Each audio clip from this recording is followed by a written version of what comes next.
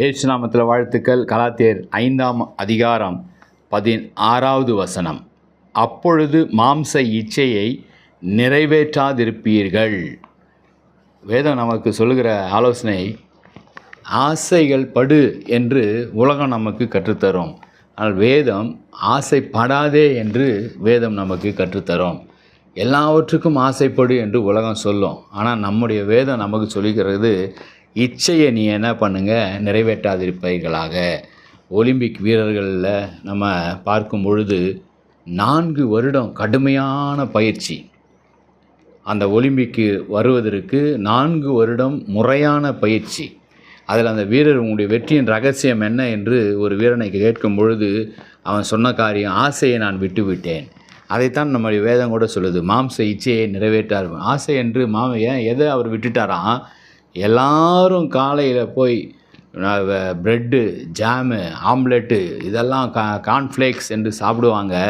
நான் 2 cake மஃபினும் green apple துண்டு 4 தான் சாப்பிடுவேன். எனக்கு கார்ன்ஃப்ளேக்ஸ் ரொம்ப பிடிக்கும், எனக்கு ப்ரெட் ஆம்லெட் எனக்கு ரொம்ப பிடிக்கும். ஆனால் அந்த மாம்ச இச்சையை நான் வெறுத்து ஒதுக்கிறனால தான் எல்லாவற்றிலும் நான் சிறந்து ஓட முடியும். எனக்கு ஆசை தான், அது நல்லது தான். இருந்தாலும் ஆசைப்படுகிறதை தள்ளி வைத்து நான் பயிற்சிகளை ஒழுங்காக, அதே போல தான் மாலை வேளைகளில் எல்லாரும் பாரிஸுக்கு, இந்த வருடம் 2024ஆம் ஒலிம்பிக் நடந்த பிரான்ஸ் தேசம் பாரிஸுக்கு எல்லாரும் சுற்றி பார்க்க வேண்டும் என்று போவாங்க. நான் எனக்கும் ஆசை, பிரான்ஸு பாரிஸ் டவரை பார்க்கணும், ஈஃபில் டவரை பார்க்கணும், எல்லாம் ஆசை. ஆனால் நான் அந்த இச்சையை நான் என்ன பண்ணிட்டேன், தவிர்த்து விட்டு அந்த நேரத்தில் நான் ஓய்வெடுத்தேன், அந்த நேரத்தில் நான் திட்டமிட்டேன், அந்த நேரத்தில் நான் பயிற்சி என்ன செய்ய வேண்டாம் என்று நான் அந்த காரியங்களை சிந்தித்து கொண்டிருந்தேன். வெற்றியை நோக்கி, இலக்கை நோக்கி நான் பயணித்து கொண்டிருந்தேன்.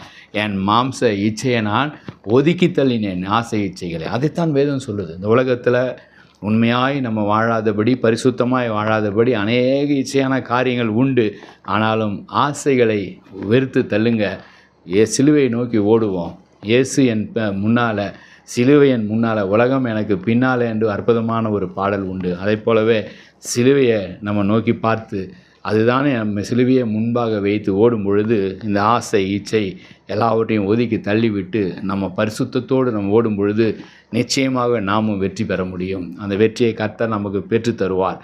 ஜெபிப்போம். அன்பின் பிதாவே, மாம்ச இச்சையை நிறைவேற்றாதிருப்பீர்களாக.